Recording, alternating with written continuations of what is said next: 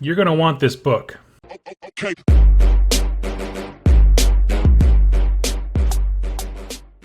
Welcome, Wargamers. My name is Doug with 2+ Stuff, and continuing our series going over the novellas, starting off here, and then going into larger books for Age of Sigmar specifically, we come to The Red Hours by Evan Dicken.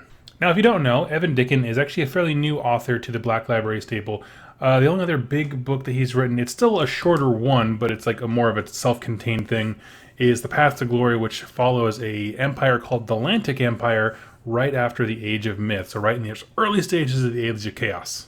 I'm going to say right now, this book is fantastic, and so I will definitely be picking up that one as well. So just like with War Queen, we're going to go ahead and spoil the plot a little bit. I try to leave enough detail out so that if you were to pick up this book and read it, there's still quite a bit in here that you're still going to gain from the dialogue and the background and stuff like that, but I want to give you the most basic premise of the book, and then we're going to dive into a full review. We'll go over negatives, positives, and just kind of any general takeaways. So last chance, spoilers abound.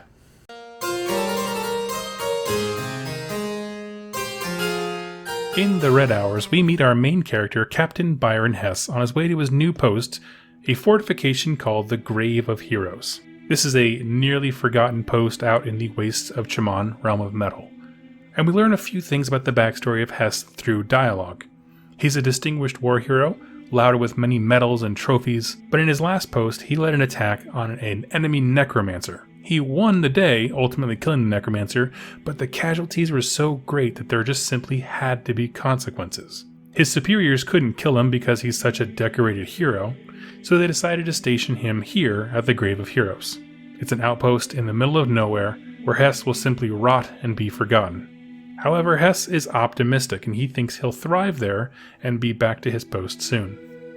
The captain arrives and we meet the cast of characters stationed at the Grave of Heroes. There's Hess, a Duarden, a local Chamonite named Flynn, an elf, a Sigmar priestess, and a Nazir aristocrat named Altenbach.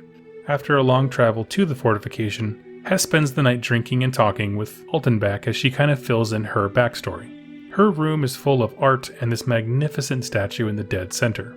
But as she tells her story of how she fell from grace with the Sigmar church, Hess becomes very despondent, simply because Altenbach's family is full of money and resources and political pull, and if she is stuck at the Grave of Heroes, what chance does he have of getting out?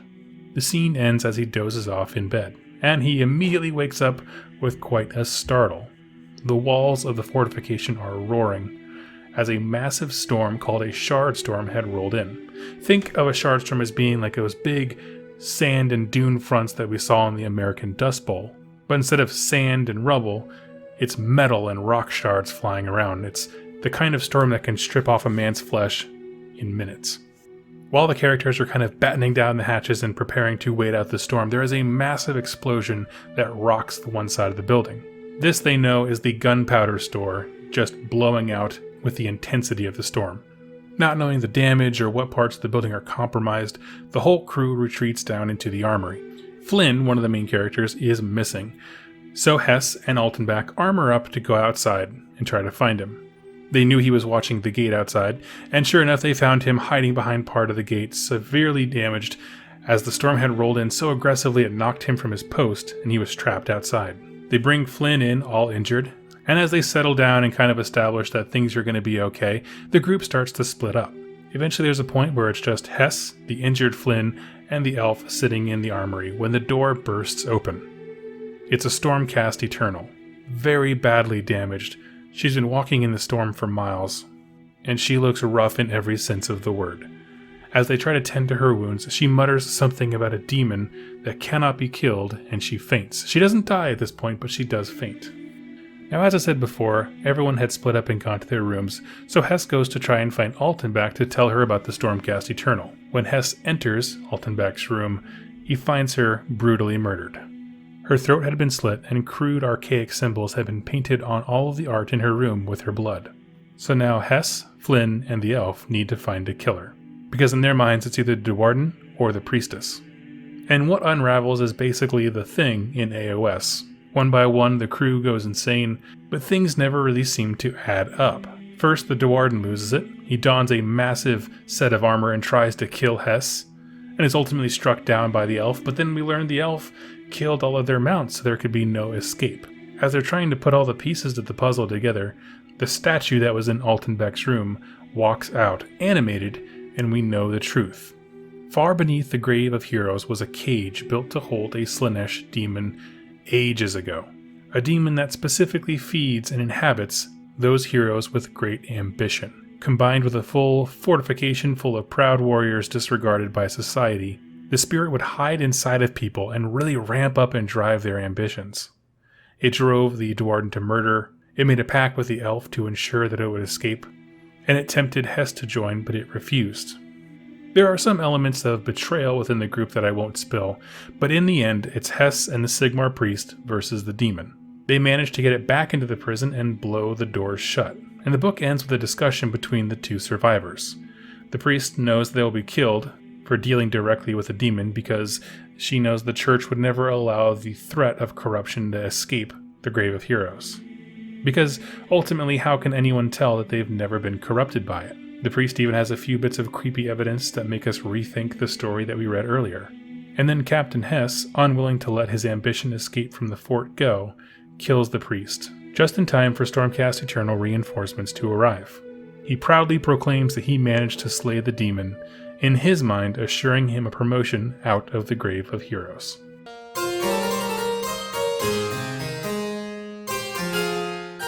So now jumping into the review section as we kind of rehash this, I do want to reiterate, if you're new to the series, that is a very drastic, gross oversimplification of the plot. There's tons more to learn if you read the book for yourself. Considering for a fact that War Queen, the span of time within that story was about a year, this one's about 48 hours. This is a serious roller coaster of a ride. Now, here's the thing. When I say that, everything is either happening in action or action is happening around that scene. By this, what I mean is your characters are either running towards whatever's going to kill them, whatever they need to stop, whoever they think killed somebody else, or the brief moments where they are standing in a room just talking. The author goes through a lot of work to make the environment very alive. So you always hear the shard storm. At any given time in this book, you know exactly how loud that storm is and how grating it is on all the characters. From a reader's perspective, you're just very in the moment, along for this roller coaster, and you're always just learning with the characters, and when they hear a sound, you're like, what now? So between the descriptions of the environment being very well, the series of events, and the pacing of the narrative, it's an extremely well-constructed book. It's the perfect kind of thing for the novella format. In addition to that, because of the upcoming release of Wrath and Rapture, I've been talking a lot about Slaanesh, what I'd like to see them do for Slaanesh in terms of lore, and not just focusing on sexual hedonism and pleasure and gratification, but also expanding to all the other things that make Slaanesh so interesting. Well, in this book, we have a demon that specifically thrives and feeds and inhabits ambition, which, if you read other Black Library novels, is a very Slaanesh thing, and one that doesn't come across very easily in the model line. It's not a very easily sculpted idea, but you have that kind of demon, and you put that demon in a situation. You have this fort where all these people who are incredibly good at what they do, beautiful artists, devout priests, armorers, like that Dwarden guy is a great armorer, and a captain who's been lauded with all kinds of accolades and medals, and you get a bunch of people who have ambition but have been rejected by society. It is the perfect breeding ground for like a Slaanesh cult. My point is, it was just very good to see them really taking Slaanesh in a very different direction, one that is very important and relatable, because we all have ambitions and we've all felt rejected by someone else. Now here's the thing about the book. If I were to give you the play-by-play of what actually happens event-wise, not a lot of things go down. This would be like a 1 or 2 sentence blurb in a battle tome, which would be kind of funny, but realistically, dude arrives at fort, there's a storm, a demon is freed, a demon is subdued, ? And that's pretty much it. However, the pacing, the character building, the action scenes, and the environment that's created makes it an extremely fun read. So now we're going to jump into negatives and positives. I always start with negatives because I like to end on a positive note, and we'll do that now. I'm going to be real honest with you. I have very few negative things that I can think about when it comes to this book. All the things that I had thought about War Queen, the negatives that I had as far as character building and poorly defined background and stuff like that, this book doesn't have those problems. It never breaks tension like War Queen did when they fought at the Corn Fortress, whatever. This just keeps building and building tension until the very last sentence. The characters don't have much of an arc, but in the kind of book that it is, and in something as small as a novella, they're probably never going to. I guess if I was going to be super nitpicky and you twisted my arm, I had to pick something that was negative, I would say that the way in which they reached the conclusion on how to subdue and bind the demon again came a little too quickly. It's like if the captain guy said, "Alright friends, how are we going to bind this demon up?" And then the Sigmar priest said, "Here is the exact way you can do it very quickly and easily." To which I felt like the Free Guild leader, the Captain Hess, would probably respond by saying, "You reached that conclusion very quickly. I was expecting to brainstorm for a little while, but let's just do that instead." So it kind of just came together very, very quickly. I guess you could excuse that as the Sigmar priest having experience and knowledge about demons, certainly being educated about the wards that ended up binding it in place. So that's kind of why I say it's a nitpicky thing. There are things built into the book that would allow the conclusions to be reached very easily. It's just when you read it at first glance, you're like, wow, that worked out very fortuitously. But now I want to jump into positives, and this is certainly a book with an immense amount of positives. I can't articulate enough how great I think this is. As someone who, for the last 2 years, if you've been an avid fan of this channel, know the next battle tome I want to see, if I could pick any of them, is a faction I don't play. It's Free People. Up until now, the main focus of the lore has been on the Stormcast Eternals, which I do like. They are very cool. However, I do not relate to a storm-infused demigod. I do relate to the common man. I have so much more in common with this dude than any Stormcast Eternal out there.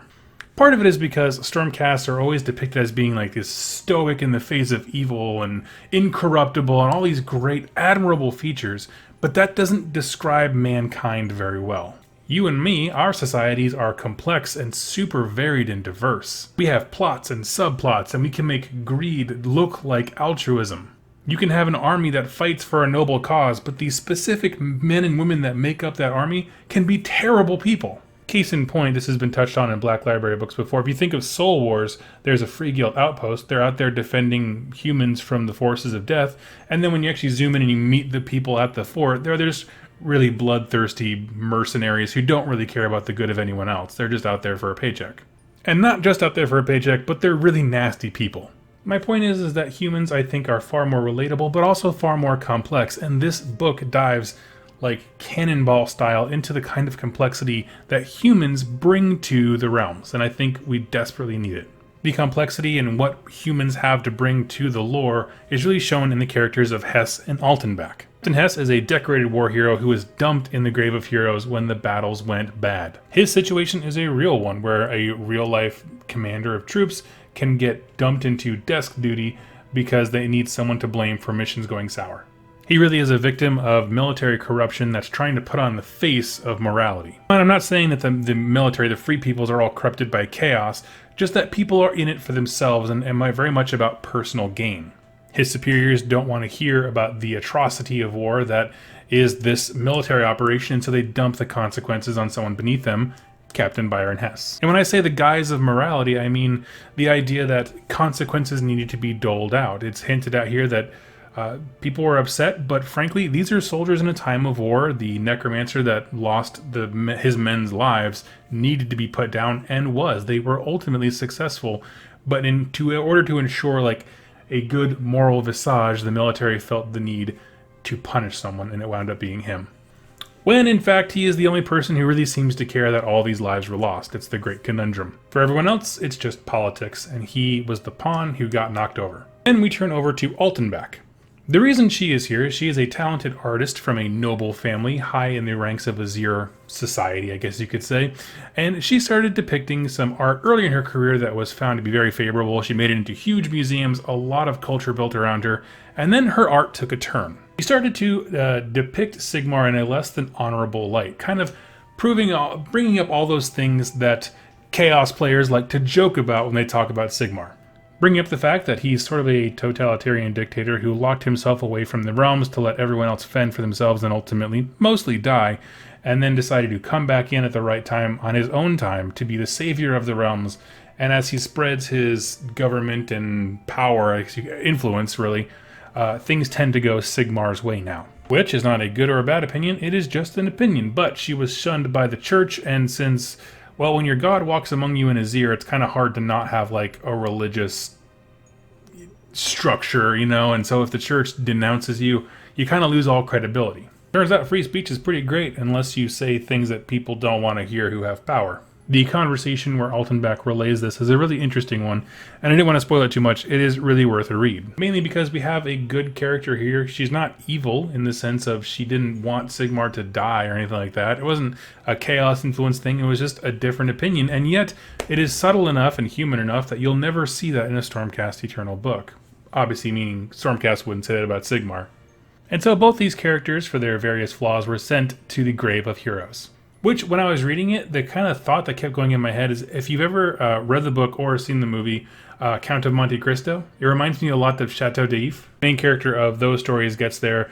The jailer basically says, I know that you're innocent because they don't send guilty people here. There's tons of prisons they could have sent guilty people. They sent you here because they don't want you in society. This is where they send the ones they're ashamed of. The roads that these two characters went on to wind up here, one about exerting free speech, one doing his duty to the absolute extent and then having it come crushing down on him, and then having a society where they have a place like the Grave of Heroes to dump people they want to forget, says a lot about Free People Society, what it means to be from Azir, and that structure there. It just says a lot of things about humans in Age of Sigmar, and I love it. Now, my emphasis so far in the positives has been on humans because it's a faction that, first of all, there's more humans in this book than any other thing, but also it's one that I have desperately wanted lore for quite some time. But there are other cool things in the story. For example, the elf is a lion ranger who her entire squad was killed. She had been injured in a fight and kind of hid under like brush or bones or something like that, but she watched her entire squad get killed. So she's kind of a dishonored person for not going out and dying with them.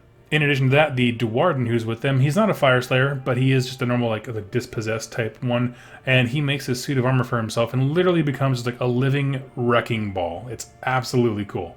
And the statue that the demon inhabits for a little while is everything that you should ever want a Keeper of Secrets model to be. It's like super lithe and tall, it's got multiple arms, and it has the face of the Altenbach ripped off and put on there. It just looks, it sounds super grotesque and amazing at the same time. But here's the thing, to really understand how much information is doled out in this book, you kind of have to read it, because it's fast and it's seamless. Like all of the backstory for Altenbach and Hess, the Lion Ranger and the Duwarden, like all those things they just are very naturally slipped into their speech, and so you don't realize you've learned as much as you have until you put the book down and think about it for a second. Like that whole thing with, like I guess I alluded to Chateau d'If being kind of like the Grave of Heroes. It is like one of those things that I didn't think about initially, but when I sat with the book for a moment and really thought about, like, they sent these people away because they just didn't want them in society, because they're a nuisance, because they couldn't kill them. They have enough clout to not be killed, but not any to keep getting in the way. It's deep stuff, and it's very well written. Now, of course, going to my 2 criteria for these little novellas, is this a good book to hand to someone to get them interested in Age of Sigmar? I would say absolutely. It is fast-paced, it's very clear, all the character motivations make perfect sense. It doesn't get bogged down with trying to explain everything. Like, it's set in Chaman, Realm of Metal. It doesn't bury you in detail about how the realms work. It just gives you a very good, accurate description of the landscape. Here's how the storms work. That's all the information you need to have for something so small. The characters are all colorful, they're all very different, their motivations, like I said, are very clear, and it makes them a good cast of characters in a situation like this. It almost, now that I think about it, kind of reminds me of The Thing with, was it Kurt Russell back in the day? Like that super awesome campy movie. I absolutely loved it, where like you don't know who the bad guy is, and at the end you just have 2 characters staring at each other, who's the bad guy type stuff. Now, while it may not lend itself as easy, like War Queen is a great book to, you can ask easy questions about, okay, well, who's Tzeentch and who's Khorne? You can point people to those battle tomes respectively. This book doesn't quite have that because every character is an individual, not really representing an entire faction. However, it is a really good book for building enthusiasm and excitement, which I think makes it a great hook for new people. And that's super important. The second question of my criteria was, is this a good book to get people excited about a specific army? Meaning, are you going to walk out and buy an army based on the characters you read here? The answer, pretty frankly, is just no. There's about 7 characters in the book. Mostly they come from several different races and factions that are represented. There's just a lot of wide variety. If you are interested in Free Guild or Free People stuff, this guy on the cover, Byron Hess, He's a pretty BA pistolier. At one point he has like 4 of them strapped to his chest. He's just going hog wild at the end as they try to survive. Reading about the demon here certainly made me take a deeper look at the Slaanesh model line. But honestly, that's about it. Nothing super deep, no natural segues into studying an army or anything like that. But it's just a good book on its own. Altogether, I'm going to give The Red Hours by Evan Dicken an A. The pacing was perfect, the characters were fun and diverse, the plot kept me in suspense, and they add a lot of flavor to Free People and Slaanesh. So friends, I hope you enjoyed this video. I have 2 more coming out from the Novella series, and then leave in the comments down below what full books, what novels you'd like me to dive into next. Look forward to seeing you in my next video. Thank you all so much for watching, and happy wargaming. Hey Wargamers, thank you so much for watching that video. Be sure to hit subscribe and click the little bell notification icon so you're alerted to all new videos coming out.